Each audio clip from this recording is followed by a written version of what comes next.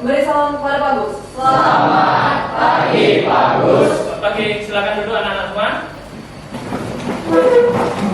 Baik, anak-anak yang terkasih, hari ini kita berjumpa lagi dalam pembelajaran P5. Nah, sebelum kita mulai pembelajaran, apakah hari ini hadir semua? Semua ya? Baik, hadir semua. Kabarnya sehat semua? Baik semua?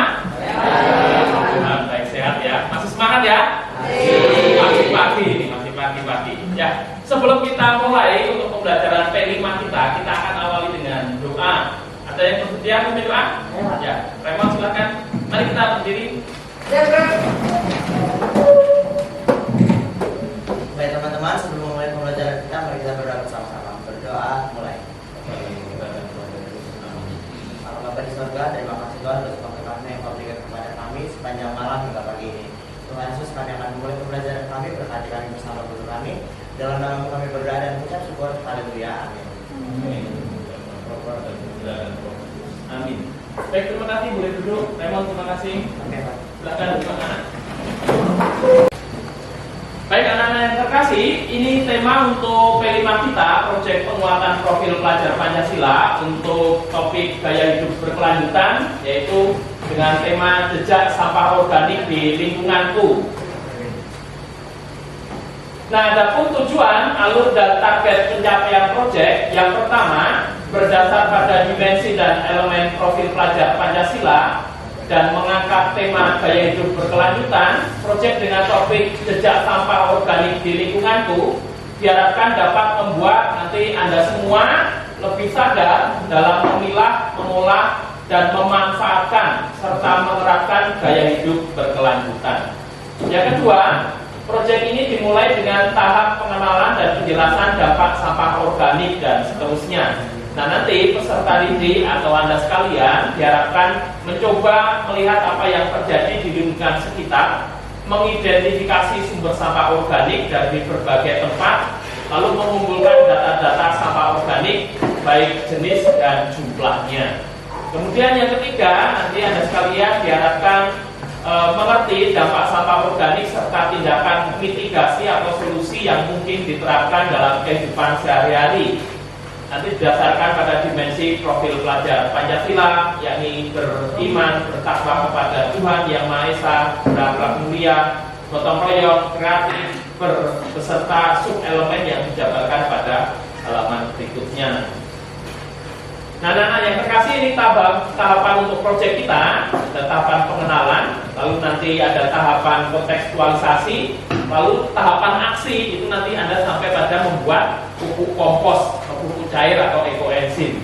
Lalu setelah itu nanti ada tahapan untuk refleksi. Nah, ada yang tahu kira-kira sampah organik itu seperti apa? Atau jejak? Silakan. Mungkin sampah yang dapat didaur ulang itu kayak kulit pisang, kayak makanan yang dari alam gitu. Oke, baik, terima kasih Nak untuk jawabannya. Saya, Pak. Ya, Saya juga, Pak. oke, silakan. Biasanya sampah organik terbuat dari sayur-sayuran, makanan sisa, kotoran hewan, dan dedaunan kering dan sisa buah-buahan. Oke, baik, terima kasih. Jawabannya sudah lengkap. Baik, pertanyaan kedua, apa saja jejak organik yang kalian hasilkan? Mungkin Cinta bisa jawab? Enggak, Pak. Menurut saya dari teman-teman yang sudah dijelaskan dan tentang contoh-contohnya, saya menghasilkan makanan, jenisnya makanan, kulit buah, sama sayur-sayuran. Oke, baik, terima kasih. Itu jejak sampah organik yang dihasilkan di keluarga kita. Yang berikutnya, apakah jejak organik merugikan lingkungan? Merugikan tidak? Terkadang merugikan, kadang tidak. Ya, bisa merugikan atau bisa tidak. Kalau tidak kita olah, kita buang secara sembarangan, pasti akan merugikan, gitu ya. Tapi kalau kita bisa olah, ya menjadi yang nanti akan kita buat, gitu ya, pupuk kompos dan seterusnya, itu tentu tidak akan merugikan, ya. Baik, ini yang terjadi di Bengkulu, di sungai yang tercemar di Sukarami, Kota Bengkulu. Anda lihat di sini sampahnya menumpuk, gitu ya, menghambat arus dari air yang mengalir. Kemudian di sini ada ribuan ikan mati di Penago, Seluma, Bengkulu, ya. Ini tentu salah satu dampaknya karena airnya yang tercemar oleh limbah atau sampah, bisa jadi sampah rumah tangga dan seterusnya. Nah, berikutnya kita akan lihat video berikut ini, mohon diperhatikan ya. Pencemaran lingkungan. Pencemaran lingkungan merupakan fenomena yang mempengaruhi keberadaan atau kelangsungan makhluk hidup yang ada di dalamnya. Sehingga pencemaran lingkungan dapat menyebabkan perubahan pada makhluk hidup lain yang tidak mampu beradaptasi dengan perubahan yang terjadi. Dalam video ini, kita akan membahas secara singkat tentang pencemaran lingkungan yang terdiri dari pencemaran air, pencemaran udara, dan pencemaran tanah. Namun, sebelum kita lanjut, bagi Anda yang belum subscribe, silakan subscribe terlebih dahulu agar Anda tidak ketinggalan update video terbaru dari channel ini.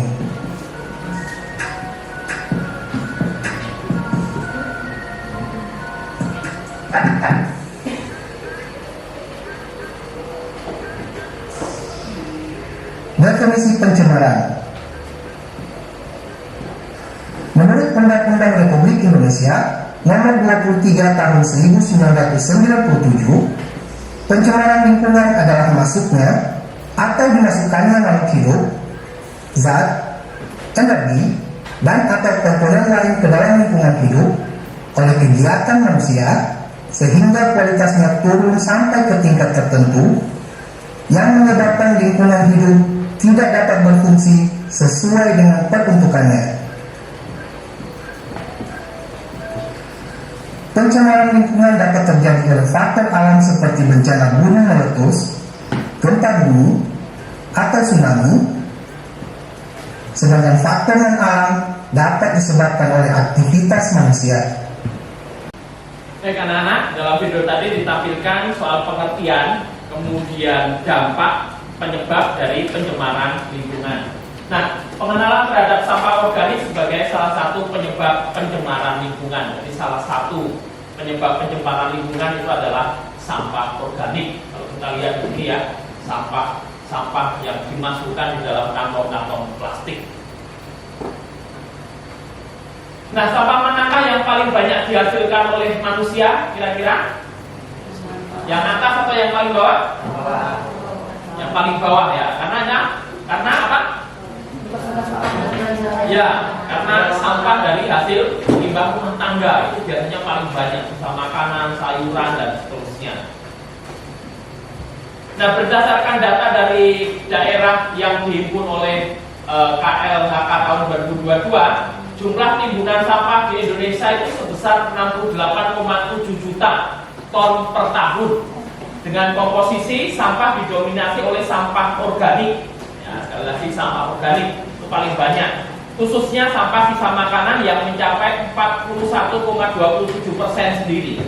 Ya, kurang lebih 38,28% itu dari sampah tersebut bersumber dari rumah tangga. Nah, Indonesia ini kebanjiran sampah makanan. Tadi sudah disampaikan, ini hasil ya sampah kita dalam juta ton per tahun. Kemudian ini kalau dihitung-hitung ya, sampah yang dihasilkan per orang dalam 1 tahun itu sekitar 115 sampai 184 kg per tahun setiap orang. Dan sampah ini sebenarnya ketika dibuang ya, kalau tidak dibuang itu bisa memberi makan 61 sampai 125 juta penduduk. Apa saja yang dibuang? Paling banyak adalah sayur-sayuran. 31%. Lalu kemudian nasi 20%, daging 11%, produk susu 10%, lalu ikan 10%. Ya. Kalau ini tidak dibuang sebenarnya bisa memberi makan sekitar 61 sampai 125 juta penduduk. Ya. Ini data yang kita peroleh dari kata data. Nah, pengenalan terhadap pencemaran lingkungan dan penyebabnya. Tidak hanya menimbulkan bau dan tak elok dipandang, tumpukan sampah organik dan anorganik yang bercampur ini dapat mengancam kehidupan manusia. Sampah organik menghasilkan cairan leachate yang berbahaya. Cairan ini bisa mengurangi kualitas tanah dan air di sekitar sampah. Selain itu, tumpukan sampah organik jangka panjang juga menghasilkan gas metana. Apabila disimpan dalam kondisi tertutup, kekurangan sinar matahari dan oksigen dapat meledak. Ini bahayanya. Jadi tidak hanya soal bau saja. Lalu pengenalan terhadap sampah organik sebagai salah satu penyebab pencemaran lingkungan. Ini perlu data kompak, nanti Anda bisa lihat, linknya sudah saya taruh di grup kelas masing-masing. Sampah organik ini tergolong sampah ramah lingkungan karena pengolahan sampah organik itu lebih mudah, tidak memerlukan biaya mahal. Anda tahu kalau sampah anorganik itu lebih sulit didaur ulang, membutuhkan katanya ratusan tahun kalau plastik itu supaya bisa didaur ulang dan terus. Nah, sampah organik ini lebih mudah dan tidak memerlukan biaya mahal. Hasil pengolahan sampah organik dapat dimanfaatkan sebagai pakan ternak dan pupuk kompos. Lalu yang berikutnya, pengenalan terhadap hubungan jejak sampah organik dengan pembuatan ekoenzim, pupuk kompos, pupuk cair terhadap pencemaran lingkungan. Nah, nanti kita akan berdiskusi ya, masing-masing kelompok yang sudah Bapak bentuk itu akan berdiskusi bagaimana membuat langkah-langkah untuk membuat pupuk kompos, pupuk cair dan ekoenzim. Tapi sebelumnya harus ada dasarnya dulu, ada pengertiannya, kemudian ada langkah-langkah pembuatannya, sampai nanti minggu depan kita akan membuat pupuk kompos dan pupuk cair.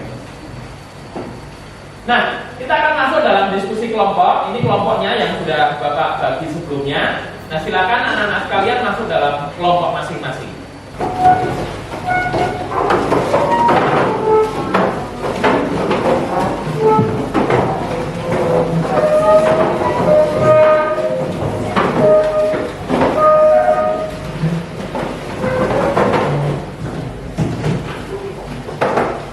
Kelompoknya ya, ada kelompok 1, kelompok 2, kelompok 3, kelompok 4, lalu kelompok 5. Nah, yang Anda diskusikan sebagai berikut. Untuk kelompok 1, kelompok 3, dan kelompok 5 itu mendiskusikan tentang pupuk kompos dan pupuk cair. Nah, isinya nanti ada pengertian, ada manfaat, ada alat dan bahan, serta langkah-langkah dalam pembuatan pupuk kompos atau pupuk cair. Lalu untuk kelompok 2 dan kelompok 4 itu nanti membuat ekoenzim. Sama isinya ya, pengertian, manfaat, alat dan bahan serta langkah-langkah pembuatan ekoenzim ya.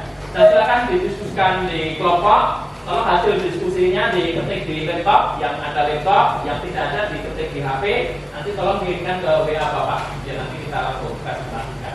Waktu diskusinya 30 menit. Silakan, Pak. Bagian kelompoknya yang berpengaruh untuk kelompoknya, jadi aku bagian kelompoknya. Itu untuk kamu Vero, sama ini kamu nyari alat bahan serta langkah-langkahnya. Kamu sama dia cari pengertiannya, sama beberapa yang lainnya. Aku akan bantu kalian menjawab. Oke teman-teman, aku cari pengertian, kamu cari alat, kamu cari bahan, kamu cari langkah-langkah, kamu cari kesimpulannya.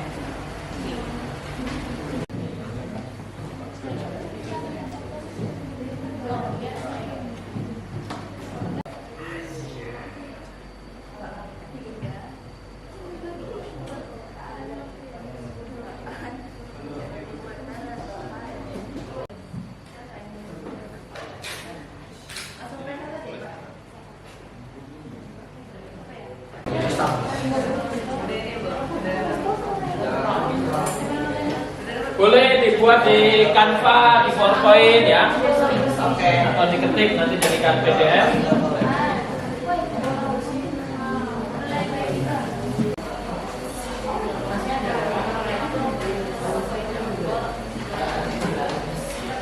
Waktu diskusinya 5 menit lagi. Setelah itu kita akan presentasi ya. Baik, waktu diskusinya habis. Silakan kembali menghadap ke teman semua. Silakan dikali lagi. Ditutup seperti semula.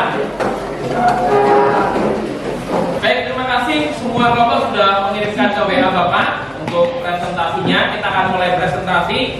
Kita mulai nanti secara berurutan dari kelompok 1, 2, 3, 4, dan 5. Nanti semua anggota kelompok maju ke depan ya, lalu menyampaikan hasil diskusi Anda. Kita mulai dari kelompok 1. Silakan kelompok 1 maju ke depan. Selamat pagi teman-teman. Hari ini kami akan mempresentasikan hasil diskusi kami yaitu pupuk kompos. Kami berawal menggunakan hasil, saya sendiri Riana, Nova, Fitrian, Dasar, dan Holi. Kata baca. Pupuk kompos adalah pupuk yang tersusun dari bahan makhluk hidup seperti melakukan pembentukan tanaman, hewan, dan manusia. Pupuk kompos dibuat untuk menjaga kesehatan akar serta mempertahankan tanaman mudah tumbuh. Bahan-bahan pembuatan pupuk kompos yaitu sisa-sisa kulit buah-buahan 6 kg, lalu daun kering opsional, ranting opsional, air 3,785 liter, dan EM4. Untuk alat-alatnya, yaitu kita dapat menggunakan galon, pisau, sekop, dan sarung tangan. Proses pembuatan pupuk kompos. Yang pertama, siapkan sampah rumah tangga yang akan diolah menjadi pupuk kompos. Yang kedua, pisahkan sampah organik atau sisa makanan dari bangunan dengan sampah plastik. Sampah organik yang nantinya akan digunakan sebagai pupuk kompos. Yang ketiga, siapkan wadah berukuran besar untuk membuat pupuk kompos. Jangan lupa bahwa wadah harus dilengkapi dengan penutup agar pupuk yang dibuat tidak akan terkontaminasi. Yang keempat, masukkan tanah secukupnya ke dalam wadah yang telah diisi dengan sampah organik. Ketebalannya bisa kamu sesuaikan dengan wadah dan banyaknya sampah organik. Yang kelima, siram permukaan tanah tersebut menggunakan air secukupnya. Lalu masukkan sampah organik yang telah dicampur arang sekam dan kapur pertanian ke dalam wadah. Selanjutnya pastikan sampah disimpan secara merata. Sebisa mungkin ketebalan sampah setara dengan ketebalan tanah. Lalu siram dengan air yang telah bercampur M4. Masukkan lagi tanah ke dalam wadah. Kali ini tanah berperan sebagai penutup sampah. Lalu tutup wadah dengan rata dan biarkan sekitar 3 menit. Oke, sekian presentasi dari kami. Terima kasih. Kita beri tepuk tangan.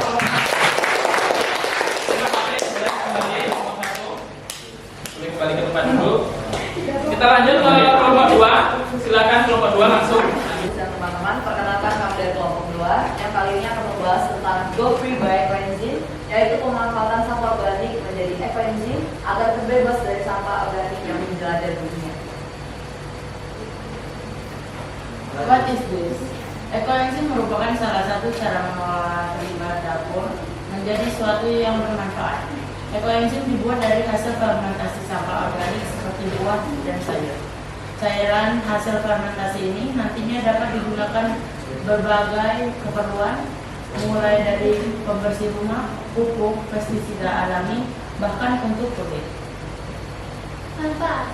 Ekoenzim memiliki banyak kehidupan bagi manusia dan alam sekitar. Ekoenzim yang dibuat dari sampah organik seperti sisa tanaman, buah, sayur, yang dimana hal ini dapat menghemat pengeluaran dari segi rumah tangga dan salah satu langkah dalam pengelolaan sampah organik bagi kita. Contohnya, mengurangi penumpukan sampah limbah organik, melestarikan lingkungan, membantu pekerjaan rumah sebagai sarana pembersih lingkungan, menghemat pengeluaran akan rumah tangga sebagai pupuk tanaman, pembersih sampah. Alat dan bahan. Alat dan bahan terdiri dari air, dari sumur, limbah rumah tangga, molase atau gula merah, wadah plastik, dan timbangan kue. Proses pembuatan. Proses pembuatan ekoenzim. Pertama, nyiapkan wadah botol plastik dengan rumus. Yang kedua, campuran bahan. Yang ketiga, potongan bahan-bahan seperti potongan buah atau sayuran dengan kecil. Yang ketiga, tutup plastik yang digunakan untuk menutupi botol dilubangi kecil. Yang keempat, tunggu selama 7 hari agar gas keluar serta dicekat. keenam, setelah 3 bulan ekoenzim siap panen. Ini ada foto dari ekoenzim dan terima kasih. Kita beri tepuk tangan untuk teman-teman. Boleh kembali apa dulu?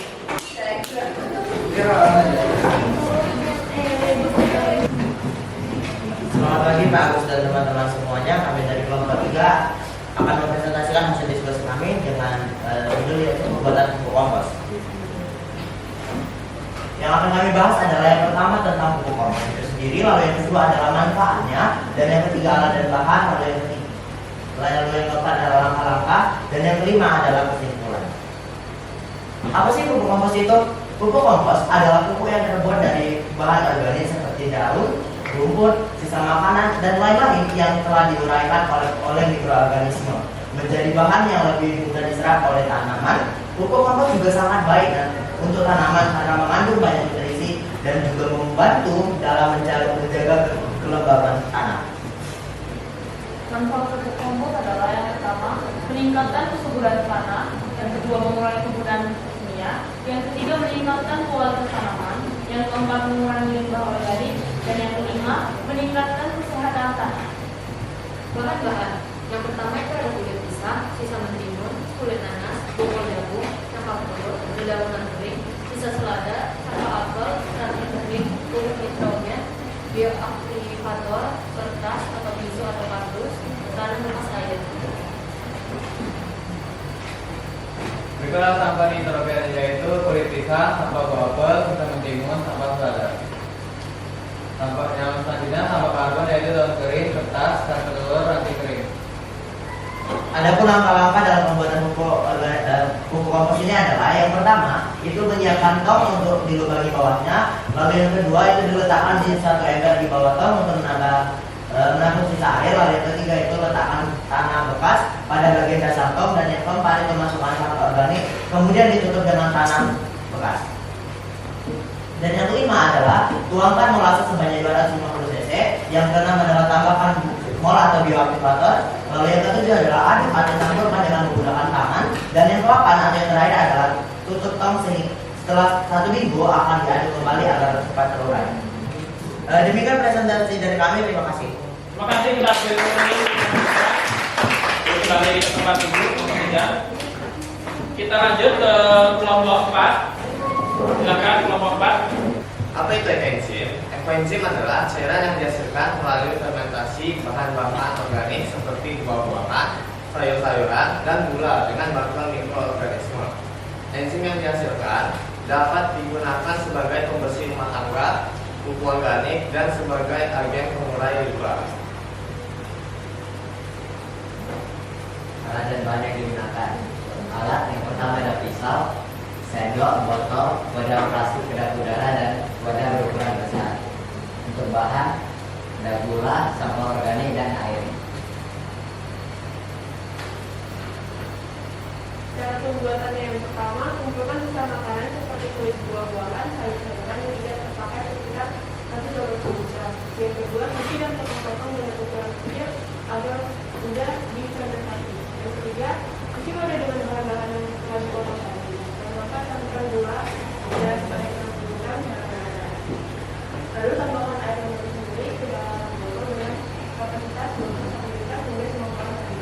Gunakan beberapa potong di atas agar air bergerak. Sekian yang dapat kami sampaikan. Terima kasih. Boleh kembali. Kita lanjut kelompok yang terakhir, kelompok 5. Silakan kelompok 5 maju ke depan. Yang pertama itu adalah langkah-langkah pembuatan. Yang pertama, kumpulkan sisa-sisa buah-buahan atau sayuran yang sudah tidak terpakai. Pastikan mereka dalam keadaan bersih dan bebas dari bahan kimia. Yang kedua, cuci dan potong sisa tersebut menjadi potongan-potongan kecil. Yang ketiga, masukkan sisa-sisa tersebut ke dalam wadah besar. Dan yang keempat, campurkan molasses dengan air dengan wadah terpisah.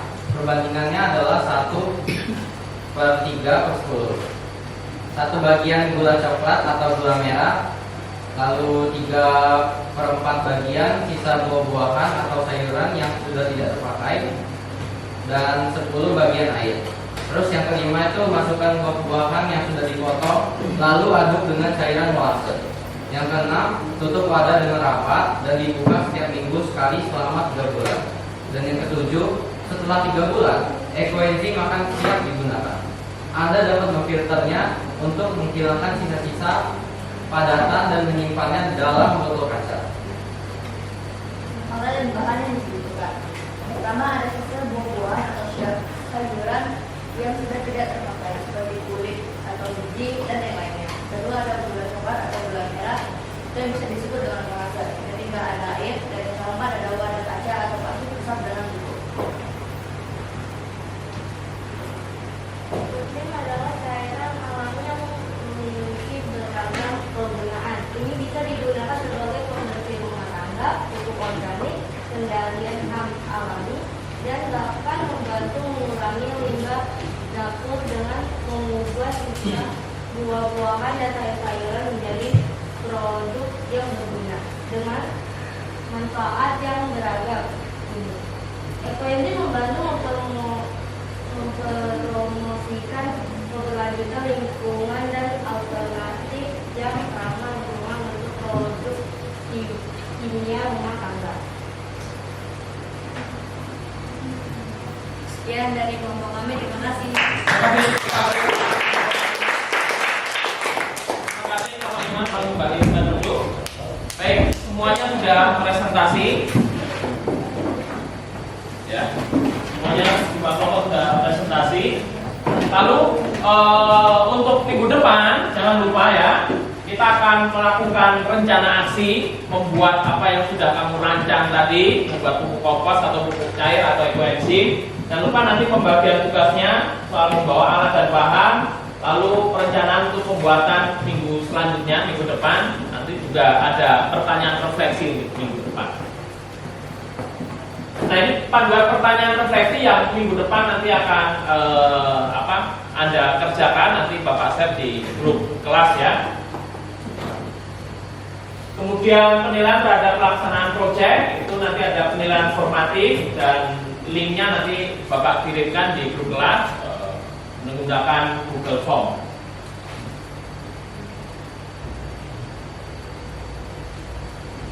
Nah, demikian anak-anak untuk pembelajaran P5 hari ini. Sekali lagi, nanti alat bahan dipersiapkan untuk minggu depan supaya kita bisa melakukan rencana aksi yang sudah Anda rencanakan tadi. Apakah ada pertanyaan sebelum kita tutup dengan doa? Baik, kalau semuanya jelas, kita akan akhiri pertemuan kita dengan doa penutup yang bertugas. Oh, Holly ya tadi ya. Ya, silakan Holly untuk menutup pertemuan kita dengan doa penutup. Mari kita berdiri.